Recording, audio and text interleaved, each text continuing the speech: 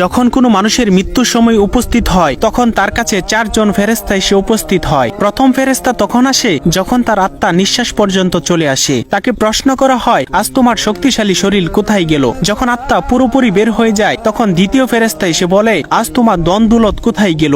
দুনিয়াতে যা নিয়ে তুমি গর্ব করিতে। এরপর যখন জানাজা উঠানো হয় তখন তৃতীয় ফেরেশতা এসে বলে, আজ তুমি এমন এক লম্বা সফরে বের হচ্ছ যা এর আগে কখনো করো নাই। আজ তোমাকে এমন এক ঘরে শোয়ানো হবে যেখানে নিঃশ্বাস ফেলানোর জায়গা পর্যন্ত নেই। যখন তাকে কবরে শোয়ানো হবে তখন চতুর্থ ফেরেশতা এসে বলবে, কাল পর্যন্ত তুমি জমিনে চলাচল করেছ, আজ তুমি জমিনের নিচে শুয়ে আছো। কাল তুমি হাসছিলে, আজ তুমি কান্না করছো। কাল পর্যন্ত সবাই তোমার সঙ্গী ছিল, কিন্তু আজ তুমি একা। কোথায় তোমার আদরের স্ত্রী সন্তান যাদের জন্য তুমি মাথার ঘাম পায়ে ফেলে উপার্জন করেছিলে? আজ কেউ তোমার সঙ্গী হবে না একমাত্র আল্লাহ ছাড়া।